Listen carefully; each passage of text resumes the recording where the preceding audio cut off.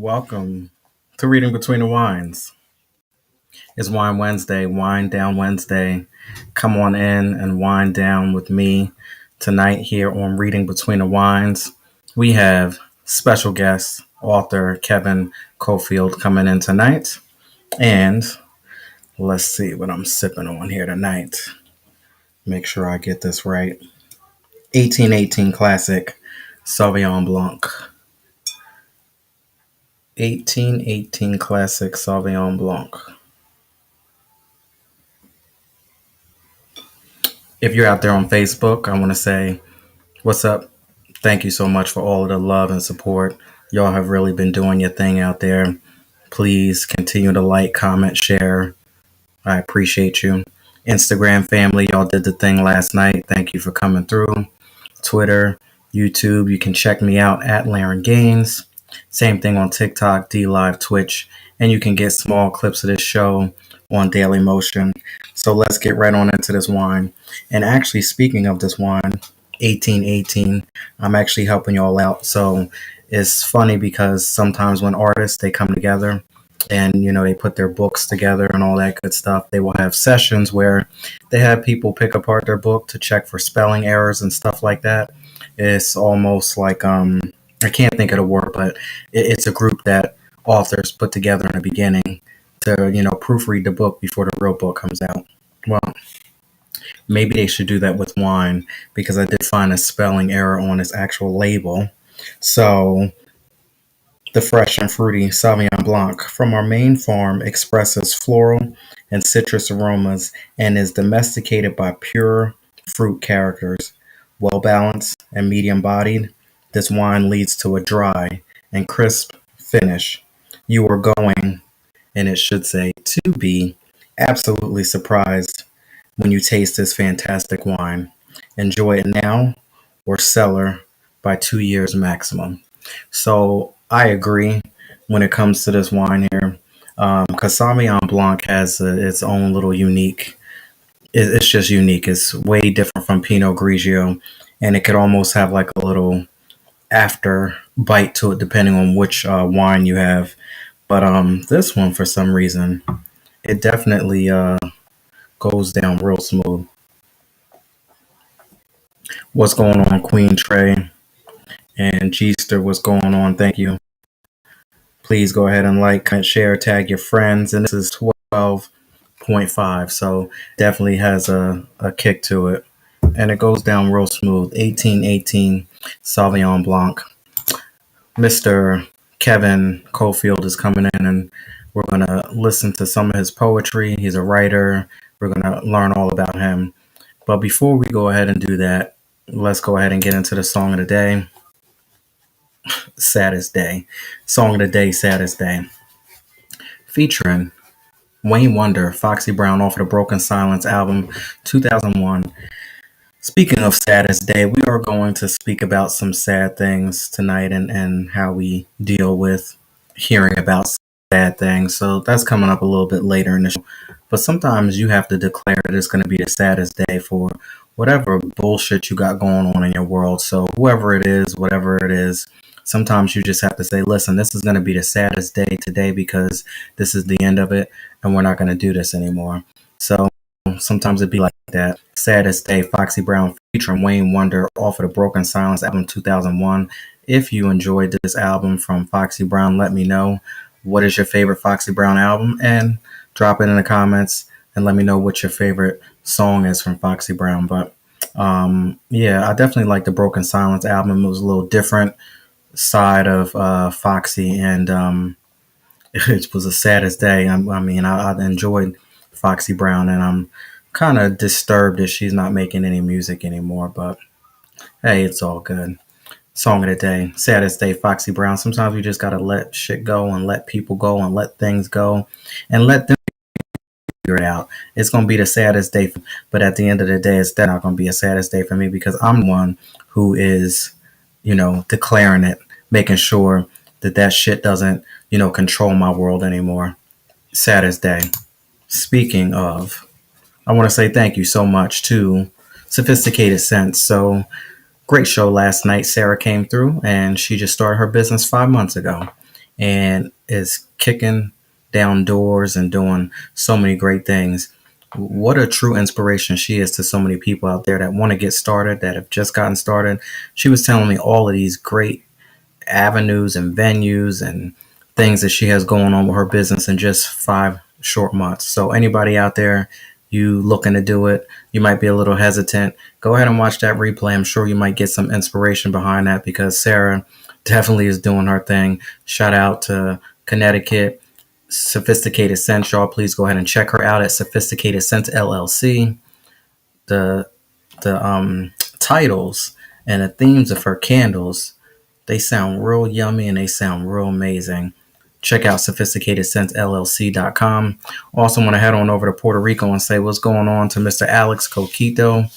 I am a co-host of his show called Midnight Vibes. You can check him out on YouTube at Alex Coquito. And we go on Saturdays and we just do some crazy topics and speak about some just different things. Check out Alex Coquito. He makes me laugh. I love being a part of his platform every Saturday on Midnight Vibes. The Rich Auntie, thank you so much. We Good Media Group. Ro Wang, all the way from South Korea. Switch Boutique, aka Switch Thrift Clothing Company. Go ahead and check them out. Mr. Trenton, New Jersey. Farrell Higginbotham from my hometown. Sophie Davis. I want to say welcome back, Sophie. Thank you for supporting me when a lot of people weren't. You held me down on YouTube, and I am a fan of yours, and I will constantly keep checking you out. Y'all, please go ahead and get all of the hair care tips that you need from Sophie Davis. She is on Instagram. She has a wonderful YouTube channel. Please go ahead and check out my girl, Sophie Davis, all the way from the UK. Mr. Hazard, Baltimore, DC, what's going on? Thank you for supporting me on Facebook, on Instagram. Check him out. He has a lot of great things. And you want to talk about some inspiration for people who are entrepreneurs trying to get it together or already on the right path, getting it together. Mr. Hazard definitely has it for you. Check him out on Facebook and Instagram as well. West Virginia podcast, The Uncommon Place. Thank you so much for the love. I appreciate you. Thank you for coming through night after night after night. I definitely do appreciate you. Y'all go ahead and check them out. We're going to try to get them on the 411 and find out all of the great stuff about their podcast that they have. West Virginia, The Uncommon Place podcast. Please go ahead and support. Mr. Onyx Blade, thank you for supporting as well. So we here, we made it. Let's go ahead and toast this thing up. Go ahead and invite your friends in, like, comment, share, tag. I have to say, man, y'all really doing a thing on certain platforms. Certain ones, y'all are really doing a thing. I have to say thank you so much to Facebook. Lots of great things are happening over there, and I appreciate that as well. So let's go ahead and rewind this thing. What is your definition of a people pleaser? So many people have different definitions of this. And my definition of a people pleaser, I would say, is when you don't know who you are. You have no idea who you are. So whatever Bobby likes, whatever Kim likes, whoever, you're willing to just go ahead and jump into their world, shape yourself, mold yourself up to what they got going on. Sometimes you don't even like doing it and you don't even know why you're doing it. But just to have a friend, just to have somebody to talk to, just to be liked, you want to go ahead and, follow in their footsteps and do the things that they do, to the fact that when you wake up and you realize that you don't even know who the hell you are. You have no idea who you are. You have no joy in life. You don't understand what's going on because you have lost you completely, because you're too busy ripping and running and doing for others and allowing other people to shape and mold you. And because they smile, they crack a joke, they do this, they do that, all of a sudden you become happy for that little quick second. And then after they turn their back and they go and they do whatever they do and leave you high and dry whenever they do, you're feeling lost and you're feeling down. And this could be a little tricky situation, because when you're feeling lost and when you're feeling down, all of a sudden, like a drug fiend, you want to feel that high again of somebody accepting you, somebody loving you, somebody wanting you. So then you seek other people and you continue to do this vicious cycle over and over and over again, being a people pleaser. And it just doesn't work that way, because at the end of the day, you can all become very self-destructive, because it's on those quiet times, it's on those lonely times, it's on those times when you really need to be self-reflecting and getting with self and loving self. You don't even know who you are to even begin to even try to love yourself. I would say that's the definition of a people pleaser. It gets so deep to sometimes people be spending money and doing things and just doing whatever to try to make somebody else happy. Hell, at the end of the day, you should be trying to make yourself happy. Make yourself happy so much to the point that you get tired of making yourself happy. And I know that that sounds crazy, but put into you so much that you'll be able to pour out onto other people, so that when people do flip up and they do the 180 on you, or they do try to change the situation, or, shake you out a little bit, you ain't feeling so hurt up. I would say that's the definition of a people pleaser. When you really don't know who you are and you're just all over the place doing this, that, the next, the other, spread out like this, just wide open, here, there, everywhere, just all over the place for everybody else except for you. That's a people pleaser. Yeah, I don't listen. You got your own definition of what it means. I'm just telling you what mine is. You go ahead and let me know. Drop it in the comments. Do whatever you need to do. Think about it. For those of you, there might be some people out there who are people pleasers. Trust and believe, I understand and know, because I used to be one. I get it. Oh yeah, just to get along with the get along. You like this, I like it too. Meanwhile, deep down inside, I ain't even know what was going on. Didn't like it, didn't understand it, didn't know it. On the inside, just as ugly as can be, and not knowing who I am. Afterwards, you can come into some situations where it can start to drain you spiritually, mentally, physically, and the one that really sticks with me the most is financially. That's when you really are messed up in the game, when you really to just go in and just do whatever, not really realizing the repercussions behind it. So after you've been through whatever you've been through, you realize that you might be a people pleaser.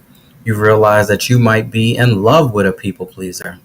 How about that? You might have your life on track so well, but you might be attached to somebody who is a people pleaser, which ultimately, if you are linked to that person in a deep, spiritual way, physical way, ultimately that's going to affect you too, especially if it is within your household. Trust and believe. Trust and believe. I understand this from this aspect as well too. What's important to you? Is it going to be financial stability, or are you shaking up because you're on some financial insecurity type shit? Listen, I could care less what you're worried about, what I'm wearing, what I'm doing, what I'm driving, where I'm going, where I'm living. Today is more about stability. I'm no longer going to make myself financially insecure because I need to get along with the get along, or do whatever I got to do to keep up with you. Doesn't work that way. Doesn't mean that I have to go to the same places that you go, and I don't have to do the same things that you do. Before I used to. Oh, I wanted to do this and I wanted to do that, put myself in some bad, tough, strenuous situations financially because I wanted to be accepted by everybody else. People on your job, family members, closest friends that might be balling a little bit more than you are. And now you think you need to go ahead and do what they do to make it work for you so that they love you the same way. Listen, you're going to have to either love me or leave me alone. Take me as I am today, as the man that I am, because I can't give you nothing else except for this here. Because I refuse to lose myself and damn near kill myself just to go ahead and say that I have somebody that loves me. Man, I'm so good with that. I love myself today more than I have ever. And ain't nothing wrong with it. Ain't nothing wrong with it at all. Because otherwise, I didn't love myself prior, and I was damn near ready to kill myself just by ripping and running and doing everything that everybody else wanted me to do and neglecting what I was supposed to be doing. So what you got going on in your world today?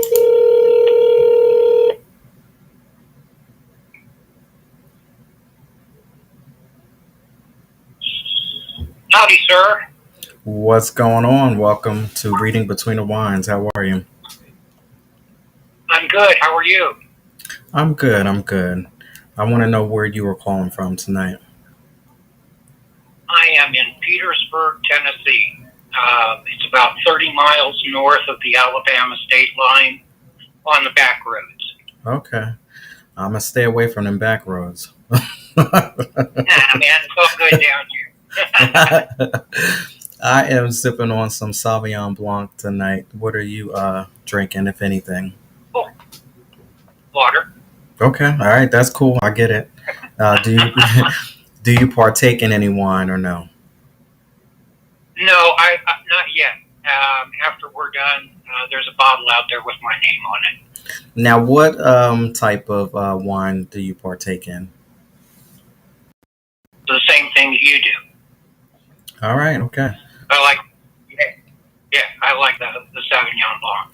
So I'm not really. that's where I'm headed. I'm not really a fan of it. I will tell you that the first Sauvignon Blanc that I actually liked, and I know people are going to think that I'm biased, but the Queen of Hip Hop Soul, Mary J. Blige, has a Sun Goddess wine. Y'all go ahead and I got it this way. Y'all go ahead and peep that picture there. But yeah, she has a good Sauvignon Blanc that goes down smooth, and this one, Oh, cool. this one goes down smooth well. 1818 classic Sauvignon Blanc. Cool. That works. So let's talk about what goes on in Tennessee. Me and my motorcycle. Okay. I get out and ride every place I can go. I knew that there was something about you.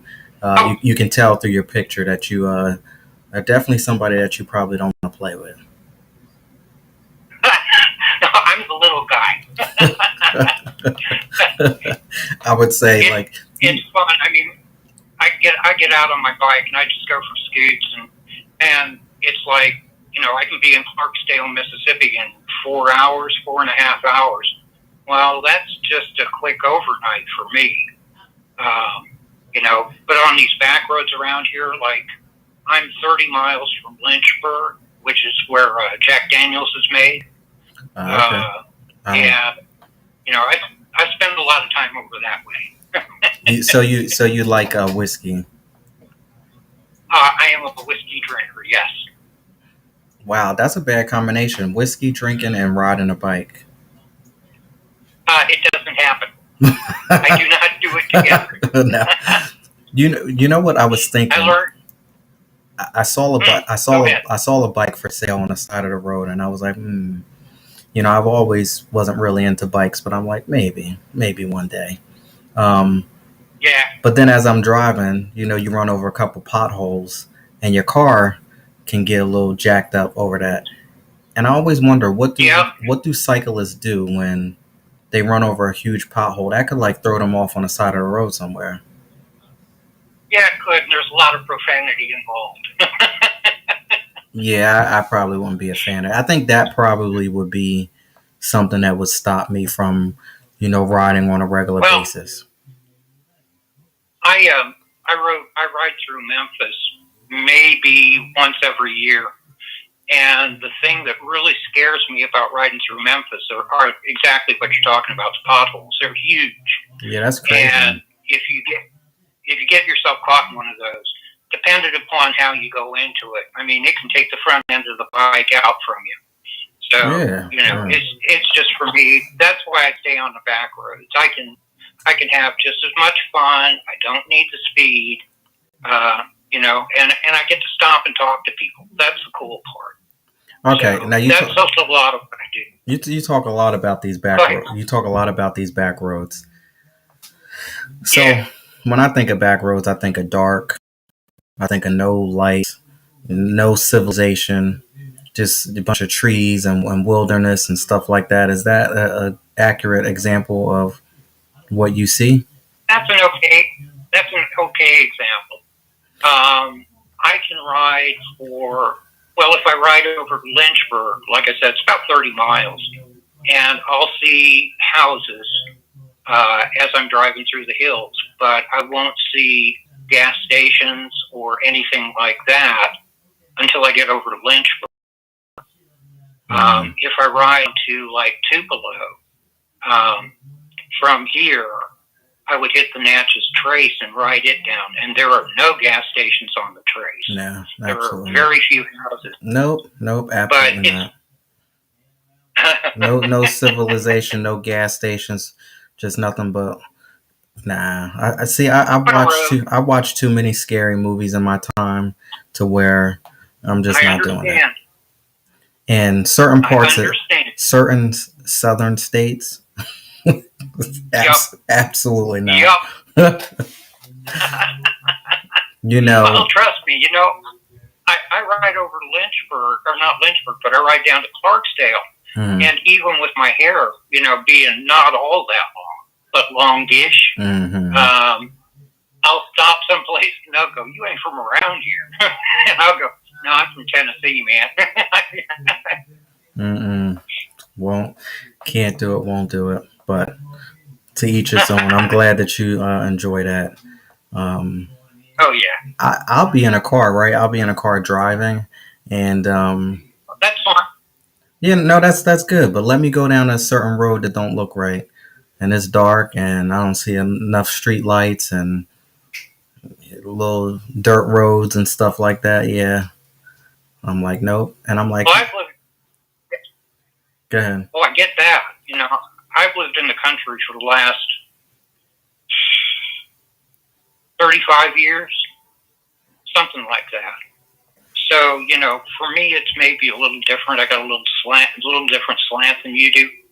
I lived in the country for, I want to say close to 16 years. Still never got used to it. Oh, cool. Still never got used to it. Still never got used to it. I hear you. Mm-mm. Like I said, I've watched a lot of movies in my day that will get me. Yeah. My son lives in Hawaii, and he came down to visit one time. And before he came down, I said, "Chris, there's no cell phone service on my property." Oh, no. And he goes, "Yeah, okay, Dad." Mm-mm.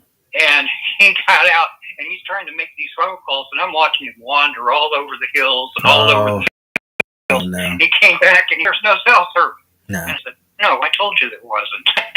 Nope. Now, and you're comfortable with having no cell phone service where you're at? Well, I've got cell phone here. Where I was living at the time, no, I didn't have cell phone service. Uh-uh. Nope, that's immediate, uncomfortable, let me get the hell out of here type stuff. I hear you. I'll tell you, Hawaii is interesting too. I'll tell you because I visited there and had to drive, I guess, up to the to the volcano. There's a gas station at the bottom, and you're driving several hours up to the volcano, and there ain't no gas station. There's no civilization in sight. All you see is just. And you better have topped off before you left. And let me tell you that's exactly what did not happen. So my experience. Oh no. Yep, my experience, the way that I used to be back in the day, I would go to 0 to 100 in an instant. And let me tell you that even though the volcano and all that shit was pretty and cute and stuff and exciting, I was worried about how are we going to get the hell back down to the bottom on half a tank when I know it took like an hour and a half to get the hell up here. And in the dark too? Nah.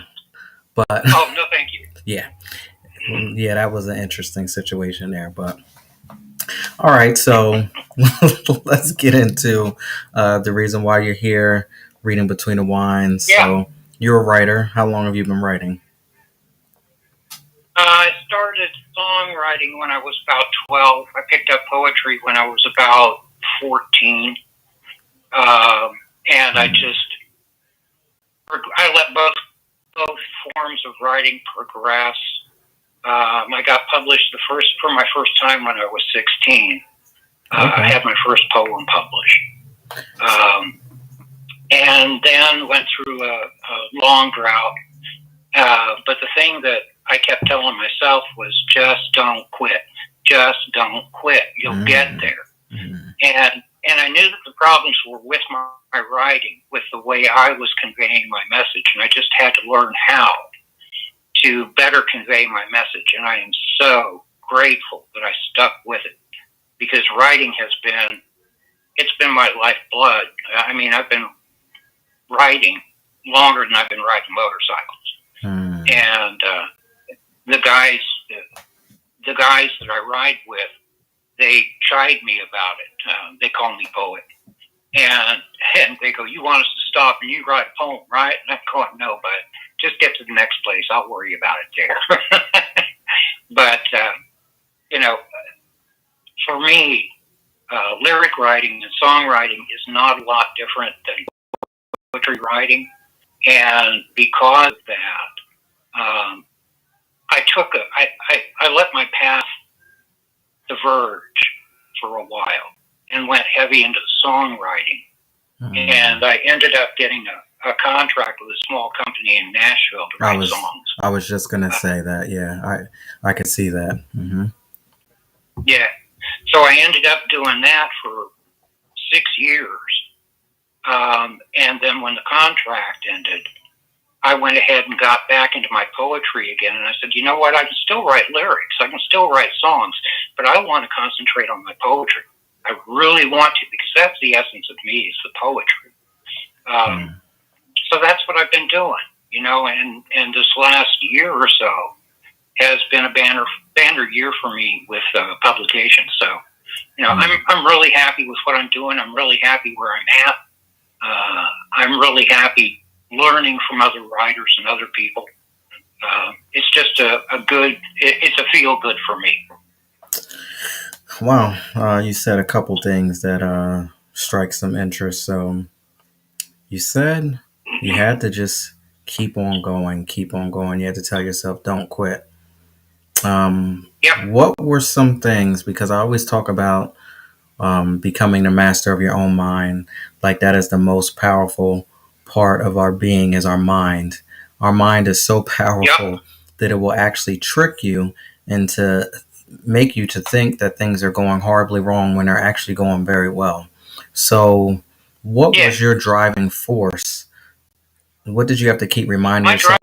What did you have to do to keep pushing forward? Like you kept saying. To get there? Yeah. I had to believe in myself first off. I had to believe that my words had value. And I never failed in that. What happened with me is I let the mechanics fall apart. And it's like where I used to write every day, I let that fall down. I'm only writing once a week now. I'm only writing every week and a half, whatever.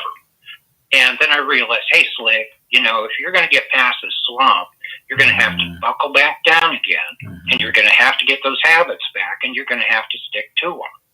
And that's what I've done, is I'm writing every day. If it's just a line, that's cool. I don't care. I wrote something. And I can go back and revisit those lines and go, you know what? I can work with this. So that's the kind of stuff that got me through. But like I said, my belief in myself was the strongest part. I believed that I had a voice. And it was just, how do I get this voice out of here? How do I get the voice out of myself? How do I get the voice out to other people so they can feel my work? And luckily for me, my son came along and he goes, Dad, there's a thing called Instagram. You really need to check out. It's got a large poetry community. And I went out and I'm going, wow, look at this. All of these writers. This is cool. So I got involved in the Instagram stuff. And I'm really glad I did, because I'm getting reinforcement for my writing from there. Yeah. And like I said, it just makes it that much easier for me to write. So that was kind of the journey. That's kind of a long way to tell you how I got to here. I mean, it feels good when you are accepted by a group of people. And of course, we all feel great. I talked about being people pleasers and stuff like that. Not to the point where you're going to lose yourself, but when people genuinely reach out to you and they comment when you weren't even expecting it. That's the type of, you know, thing that I'm speaking about. One of the publications that I just did, the editor wrote me a note back and said, "You know what? This sounds a lot like a Hemingway piece." And I'm going, "Holy shit." How much more praise can you get than that? Somebody telling you sound like Hemingway? Yeah. That kind of stuff blows me away. So, and that wasn't praise that I was seeking, nor did I expect. Mm-hmm. That was totally unsolicited from her, which was the best part of it. Wow. I know you want to read some stuff, but I got so many questions. We're going to get you to read a little bit later, but okay. So spiritual, do you have a spiritual practice? Was that part of it to help you continue to keep growing and going? Let me answer it this way. I believe in a God because I can see a God every day. I look out at the trees. I look out at the deer. I saw the first fawn of the season about an hour ago, run by the house. So my spirituality is based on natural occurrences, if that makes sense. Mm-hmm, mm-hmm. That's why the back roads fascinate me so much, because I can run across a fox. I can run across a deer. I can, there's just all this neat stuff out here. And that's why I can't go back to the city, because in the city, I feel deprived of that kind of stimulation. Too much noise going on. When there's a lot of noise, you can't stay focused and get connected to your inner being and your higher power. I believe that's just my opinion. Yeah. I mean, I've read a lot of stuff and heard a lot of things. I find myself a lot of times just going out and going for walks because there's so much to see. And, the creek's always going to be the creek, and that's cool. But who shows up at the creek can be very different. So I'll walk along the creek, or I'll go out here and walk the fence lines because all the people around here know me. And it's just a really good one to get out and get under the trees and go, man, look, this maple is really popping, or whatever. Mm-hmm. And so there's a lot of that for me. Yeah, I agree. I definitely have to be a part of nature, and I definitely have to do my walks and have my alone time. That's when I reflect and get with self. And yep. Different being when I get deprived of that, I will tell you. Like it's like the old Laren comes out when I need my peace, I need my time, I need to get with self, and then I can come in and be able to do what I do. But without self-reflection and peace, it does not work well for me. Yeah, that's me too. Now, let's talk about the songwriting, because I love music, and that's my thing here. Did you write for anyone that's famous? Did anyone pick up something? And no, I had a lot of songs placed on hold. That's why when the contract came to its natural end, we didn't renegotiate it. I had 6 or 7 different songs put on hold by a bunch of artists, but they never made the final cut to the album. Just the fact again, that I was No, I was saying just the fact that they even considered it is enough for me. Well, and see, that was me. I'm on a cloud 9 high because I've got a contract from a company that wants me to write songs for them. And then people are putting my songs on hold, and they're listening to them, and they're considering them. It's like, this is cool. This is really cool. Did they ever tell you the artists that were thinking about it, or no? They did, and honestly, Larry, I can't remember because it's been a few years ago, and those were those were mostly country artists that I was catering to. So now it was like, okay. Well, country music dominates, the music world. Is that something that you listen to? Yeah. Or you listen to a different genre? No. I'm a rocker. Oh, so that's interesting. I went into country music because I knew it was a vehicle that I could address. Country music down here is what you listen to. Mm-hmm. And I'm thinking, okay, if I'm going to make songs and try and make them sell, then I'm going to have to please the local audience.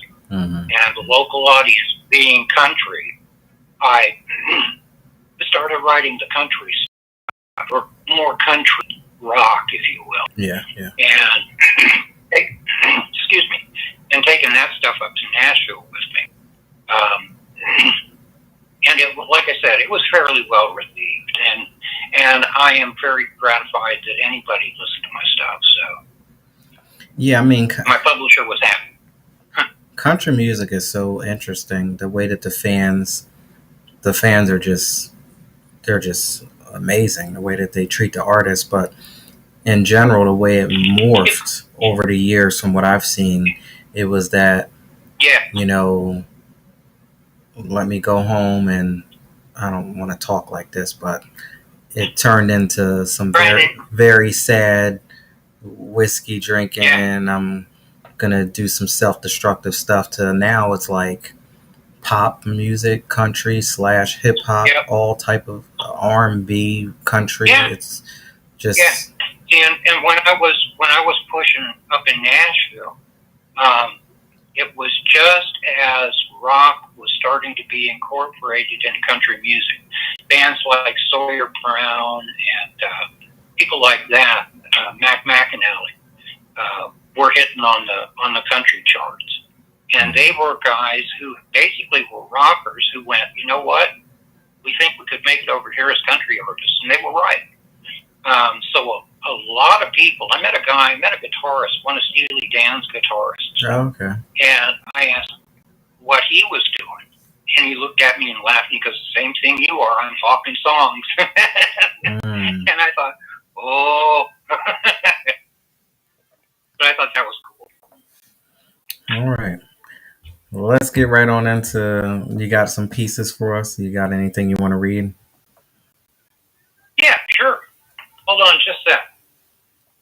We have Joe Calico out there from Brooklyn, New York. What's going on? Lamia Michelle, thank you for joining on Instagram.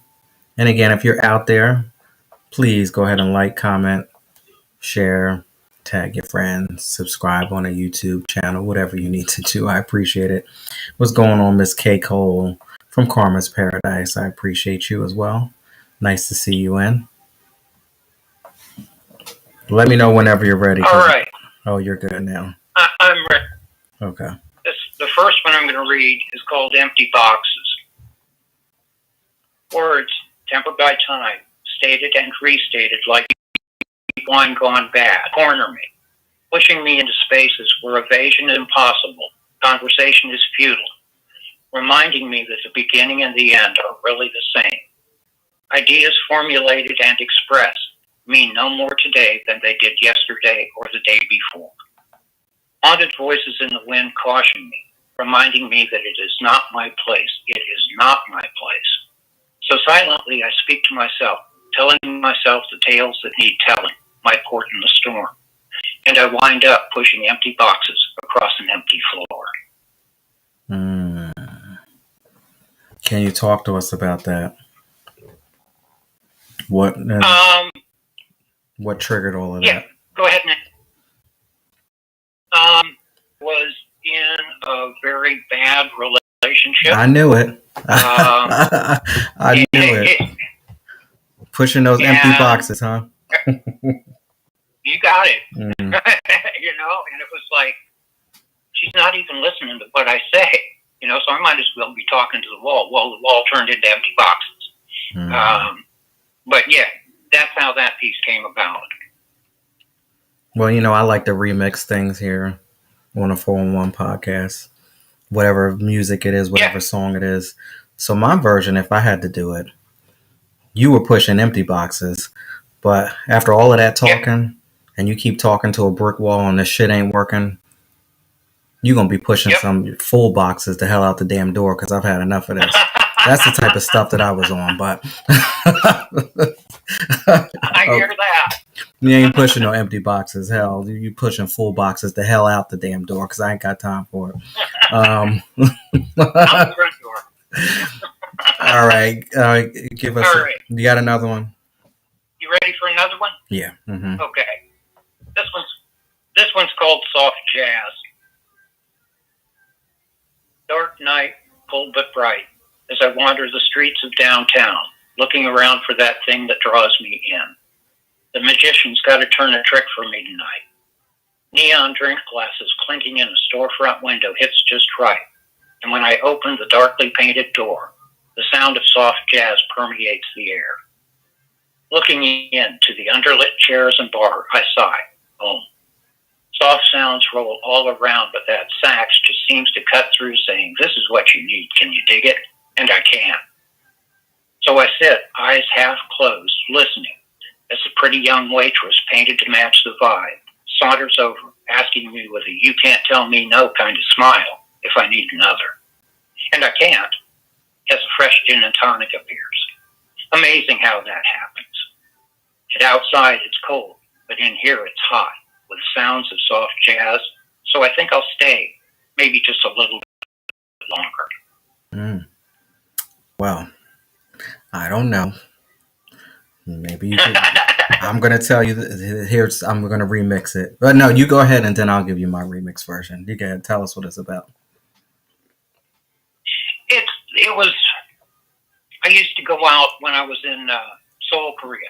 Mm-hmm. I used to go out walking by myself. Wait. Say it again. Where did you say? Seoul, Korea.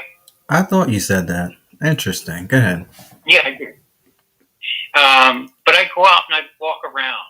And, there are all the rock bars, there are the country bars, and I just wasn't into that. Mm-hmm. I wanted someplace where I could go and sit and think and drink and listen to some good music. Mm-hmm. And there was this club about a half a mile from where I lived. And it was a soft jazz bar that was perfect for what I wanted. And I pretty much described the bar. You open this dark door and everything is underlit. And, it's just got the lights, those soft lights. And I was going, this is it. This is the place. So that became my home for quite a while. Okay. Now, you just talked about pushing empty boxes, right? Yep. So after you get done pushing the full boxes and push them the hell out, okay?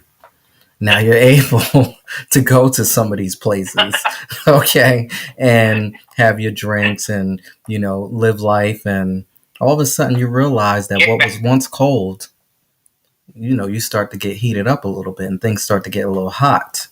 And yep. Next thing you know, you're there. I don't know. That's my version of it. That's exactly what happened with that place. I mean, the first time I walked in, it was like, whoa, I've been looking for this.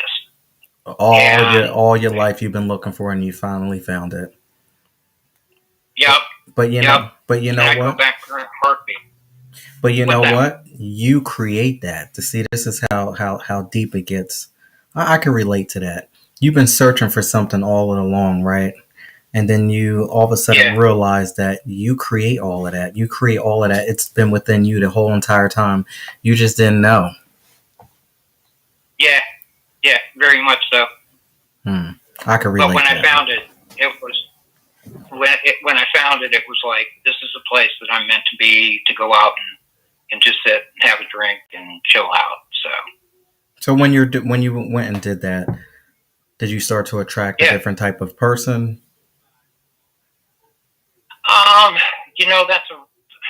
Yes. I was attracting a more business class person than I was used to being around.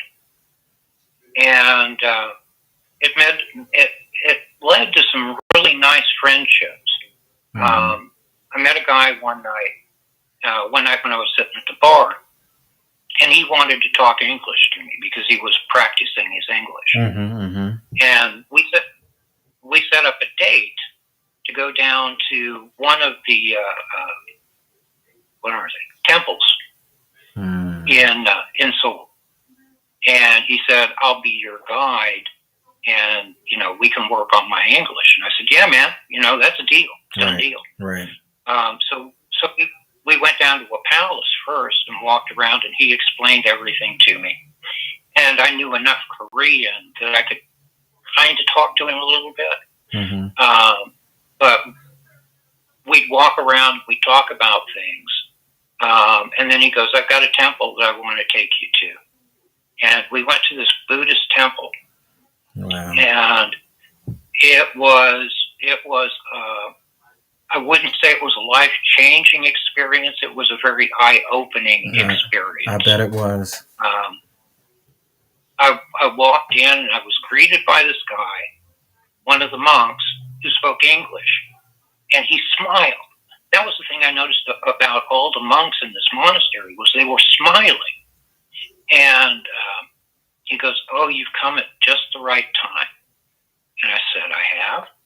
And he said, "Yes, we're rebuilding the monastery." And I'm looking around and everything. I mean, all these beautiful colors, the yellows, the reds, the greens, they're all popping every place. And he goes, "Yes, we're rebuilding this temple. I can't remember, he told me, I think he said it was 400 years old."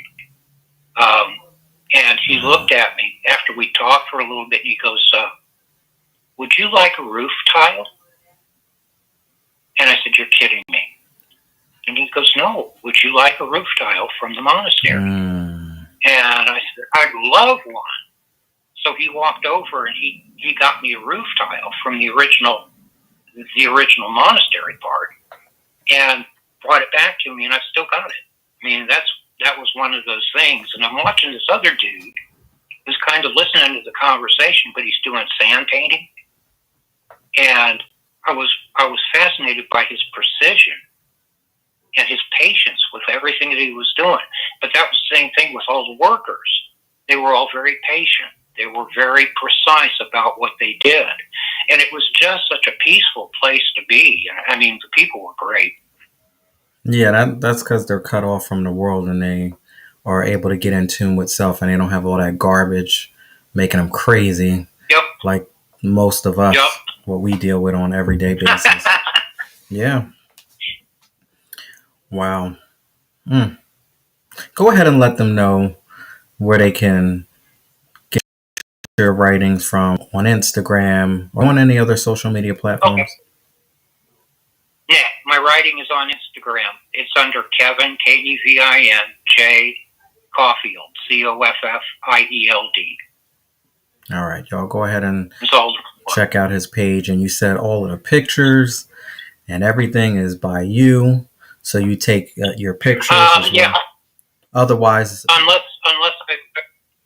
I've given props to whoever the photographer was, because I work with 3 or 4 different photographers for their images. But yeah, some of that stuff out there is mine. Poetry's all mine. Yeah. Do we have any books or anything coming up, or have you thought about compiling all of this into one? Yeah. In fact, I'm talking to a friend of mine right now. I turned down a book offer earlier because it wasn't going to work out the way I needed it to work out. And I'm talking to a friend of mine about doing self-publication. So I'm probably going to go down that path. Yeah. But it's still a year away. The thing about self-publication, which I've learned, is that you are in the driver's seat. Nobody's going to tell you what to do. Yeah. It'll be just exactly what you're doing right now, and you can have the love for it, and you can do it at your own pace. If you have the love for it and you do it at your own pace, it's going to work that way, rather than trying to sell yourself to a big business or a big company or a big corporation that's basically going to take you and make you do and that's certain why I turned things. the deal down. Yeah, make you do certain Yeah. things that you don't want to do. Okay, so I'm assign you, and I need you to pump out 3 books in 2 years. Now you're like a Yeah. machine, and you're working crazy, and it's not authentic, and it's not real, and all of that great stuff. If you can get past that, and you have the true love for it, and that's what you're supposed to be doing, the money, the fame, all of that extra stuff is going to come. And if it doesn't come, then I guess it doesn't, because you are still doing what you love, and that's fine. It's when you Brother, it's like I said earlier. I can't believe that I've finally gotten published. That's a major step for me, and it's opened up a whole new arena to me. But at the same time, there's been enough interest in a body of work that I got approached by one house, and I turned them down because it just wasn't the right deal. And I started talking to people about self-publication, and they're going, yeah, that's a way to do it. So, like I said, I think that's the avenue I'm going to really follow. So you've been writing since you've been 12 years old. This is another question that I asked. I'm sure that there were times when people closest to you, whether it was friends, whether it was family, whether it was a spouse, a date, whatever, they didn't believe in you, or they looked at you like, what are you doing? You got all of this stuff. You're crazy. You got all of these books. What's happening? How did you get past that? That was an empty box, man. The empty box moment, right? Push them the hell out, right? Yeah, that's it. I've always, like I said, I've always had a belief in myself, and I'm not an egotistical person, but I do believe that I have value, and my value is with my writing, and my whole attitude about it is, someday I'll learn to write, but that just pushes me to get better and better and better. And when people have stepped in and they said, no, you can't, or why are you wasting your time, or whatever, I've just kind of put the blinders on to them and said, yes, I can, and I will, and I'll show you. Mm-hmm. So, I'm not a hard-headed person either, but when you push me like that, then I can get very hard-headed and go, look, you read that. Could you write that? No. It's just that confidence. I don't think it's being hard-headed at all. I think it's just having that confidence of knowing exactly who you are. Because just like you said, can you write it? Yeah. I can. But guess what? At the end of the day, you can't do it exactly how I do it. And that's just it. Yep. I will tell you. Go ahead. Yeah, man.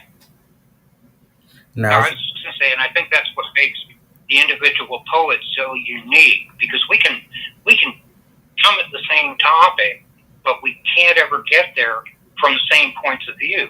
Yeah. And you look at somebody who wrote about, the pig in the middle of the road, you go, wow, how'd you get him out on the road from over the fence? And then this guy over here wrote it from, the pig was laying on the side of the road to begin with. And it's just those differences in people's writing styles, writing techniques, that make poetry for me so grand. It's just, and that's why I love the Instagram poets, because there is such a big voice out there.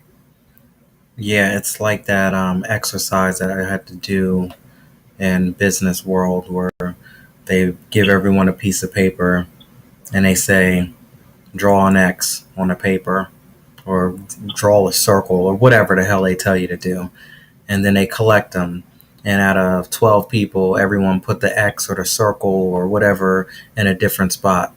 They still followed the instructions. Yeah. They still did everything that they were supposed to do, but they just did it in their own way.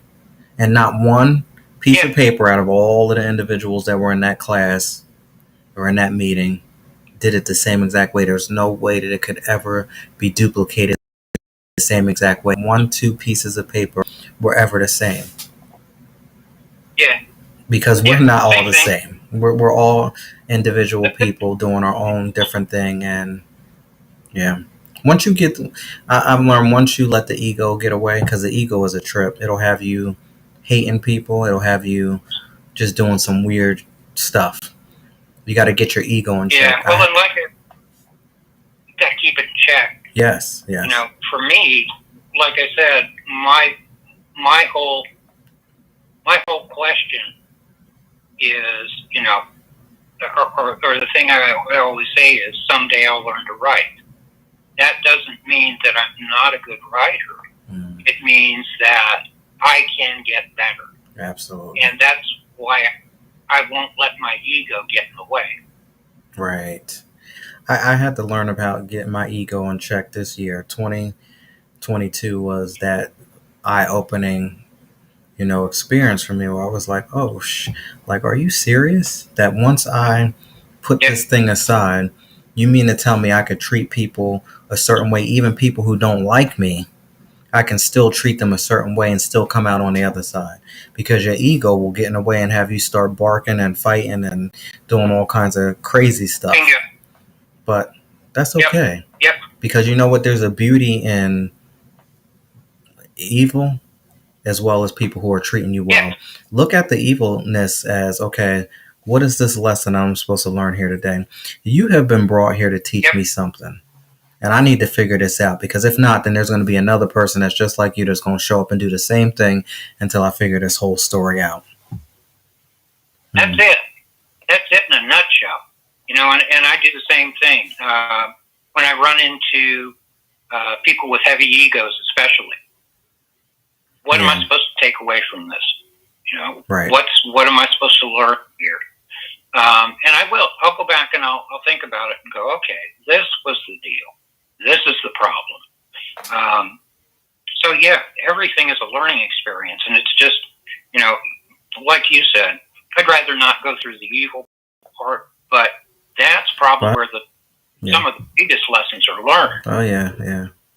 When you know somebody don't mean you well, and you know it, but you still have to interact with them from a business perspective or whatever, and you still have to do it, but with a smile on your face, like, oh, I'm good, I'm so good today, because I used to I used to give people an attitude like, I know you don't like me, but I got you. I used to do that type of stuff, but today I'm in there's a whole different space. I want to say that we need to do burning questions before we get off of here, and then but before we do that, what a true inspiration you are to me. I met you tonight for the first time. I know we, corresponded back and forth via messaging and stuff like that. I never know my guests. I never know my guests truly until we actually get into the thick of the conversation. So I never know. I'm just going by someone's picture, whatever they say during a conversation. And this, another situation that's supernatural that was meant to be tonight. And thank you so much for coming on. Like, I made another friend, and yeah. Thank you. I do too. Thank you so much, Crazy Capital Media, Brooklyn, New York. Thank you for the love and support. I appreciate it. Right now, we're going to get into burning questions. This is a segment of the show where I basically flip it, and I put my guest in a hot seat and, ask some random questions that basically I started off by saying has nothing to do with what we're talking about, but God has a way of making things work out the way that it really works out. And I'm starting to learn that these burning questions have been written prior to me even knowing who you are, but it's made and catered specifically for you. So I know that you're going to be able to answer this question right for us tonight. And the question that I have is, how easy is it for you to be a listening ear when someone is speaking about their painful moments? Like, do you get uncomfortable, or are you able to just give it to them? How does that work for you? I'm a very sympathetic ear. People know that what they tell me is never going to go any further than me, and I'll take it to my grave. So when people talk to me about problems that they've got, there's a level of confidence that they have that Kevin's okay. And I've gotten into some discussions with people that it was like, man, you really know what you're doing. And I would temper that thought, but get the same message out. So I'm really easy to talk to, and I think people appreciate that. They also, I got a buddy that's he's got bad PTSD. Okay. And I got this feeling one night that he just needed to talk. So I called him and I said, "Hey, bud, look, I understand what's going on. We can talk about this stuff." And he's going, "I don't want to talk about it." And I'm going, "Okay, how about the Yankees?" And all of a sudden, the conversation evolved. And when we got done, he goes, "Man, I didn't even know I needed to talk, but I really did." Mm-hmm, mm-hmm. And I'm going, "Well, cool. I'm glad I was here." That's good. I'm glad that you are that type of person that could do that. Does that consume all topics? Like, it doesn't matter. You're just able to flow in and out. Transparent. Yeah. Because I don't know if this is a true statement or not. I consider myself an open book, and whatever I get told, I'm going to absorb that information so that I can make sense of it in my own head. And I typically, in a stressful situation, I will stop and think before I respond. Absolutely. Yeah. For me, I am so good when it comes to being a listening ear. I do it every night here on the 411 podcast and reading between the lines. I listen to it all. Yeah. But it's certain topics that will upset me because I am such a empath and I feel people's pain. And one thing that really I can't deal when it comes to someone who loses somebody that they love. Not talking about a relationship, because listen, I'll be the one to tell you, F that. They weren't worth it anyway. Trust and believe you and come out on the other side. I've done it several times. I got you. I got you on that. But when it comes to somebody who has lost someone to death, I think that is the thing that really does. I may not even know you, but you can tell me that you lost someone in your family, and I will feel the pain that you feel. And it's like almost like I just come into like shutdown mode. And I don't know what to say. Like, you see so many people that hug people and they say, "Oh, I'm so sorry for your loss," or this or that. Yeah. I'm just not that type of person. So when it comes for people who really speak about their painful pain, I just don't know what to say. And then I almost think that some people might feel that I'm like not being sympathetic towards them. But it's the exact opposite. Because when I get my alone time, when I get by myself, I'm replaying that record and I'm hurting for you just like you were when you first told me. I hear that. Yeah, I can't stand to have anybody be in pain like that when it comes to losing somebody. Yeah, for me, especially with death, and if it's someone that I know, I can usually find some kind of soft smile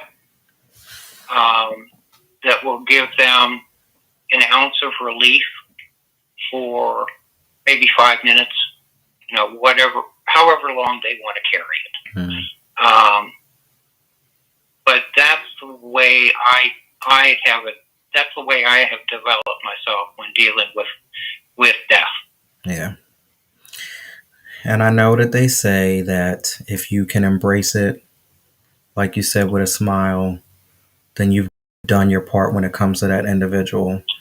If you're crying, if you feel regretful, then that means you didn't do your part and didn't make the best of the moment when that person was there. But sometimes these things come up unexpected.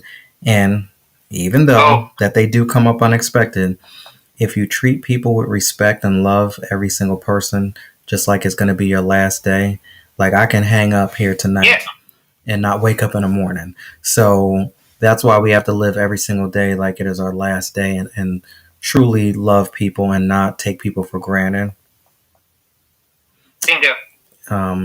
So people out there, if you're in these relationships, you're in these situationships that don't make any sense, driving yourself crazy, get the hell out.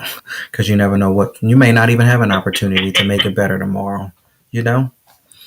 Anyway. Yep, that's a very true statement. So I want to say thank you so much. What a true inspiration that you are to me, because I need it as well. Even though I'm sitting here night after night giving, my all to everybody who listens and watches. Sometimes we need it as well. And you said some things today that will help me make a better decision for tomorrow based off of things that I have been swirling in my mind as far as what the next chapter is for my life as well. Yeah. So thank you for that. Well, and it's that. Like you said earlier, I feel like I've made a new friend tonight. So thank you. Yes, absolutely. And feel free to come back on to Reading Between the Lines anytime that you like. Thank you so much. I appreciate you. You're quite welcome. And thank you. Before you leave, go ahead and let them know one more time where they can go ahead and follow you out on Instagram. On Instagram, my account is KevinJCofffield. Kevin J. Caulfield. All right. Be careful on those back roads. Watch out for those potholes. Yeah, man. and keep writing. Talk to you soon. Take care now. Good night. Good night. Wow. What an experience this was tonight. I had no idea. I want to say thank you so much to everyone out there on Instagram. Y'all definitely doing your thing tonight. So many people came through. Lash, Maverick Essentials, Bethany from California, Incapable Bondage. Thank you for joining. Crazy Capital Media showed up. So many different people came through, and I appreciate you so much. Listen, we got Twitch here. I don't know what that is, but thank you so much for coming through and supporting whichever type of way you can. I am on Instagram, Facebook, Twitter, YouTube, TikTok, DLive, Twitch. You can get small clips of the show on Daily Motion, YouTube channel at Laren Gaines. Anything that you can do to help support me, I definitely do appreciate each and every one of you from the bottom of my heart. I don't care if it's one person in one room, 2, 3, 10, whatever. Thank you so much for coming through. I appreciate every single thing that you've done. If you like to support, you can always click that link above. We have so many different ways that you can support, whether it's Volume 1.5 Deliberation Remix Journal. You can drop a donation. You can go to Shop Black Diamond. Whatever you do, listen, I appreciate it. And for those of you who can't, I understand that as well. Just show up. Just show up and enjoy, vibe out with me, wind down with me here on Wind Down Wednesdays like we do here. Tonight, I must say this 1818 has hit the spot. I'm just going to keep it real. 1818 Sauvignon Blanc. I've learned how to give you all a good view, because before I didn't know how to show the bottles properly, but I have stepped my game up a little bit, and I'm able to give it to you the way that you need it. 12.5%. And y'all did y'all thing tonight. Very special thank you to Mr. Kevin for coming through. And again, I'll see y'all tomorrow night, 10 p.m. Eastern Standard Time, 411 Podcast. We always got something going on. Again, thank you so much to everybody out there. I appreciate you. Y'all have a good night. And I'm going to finish this wine. Take care, y'all.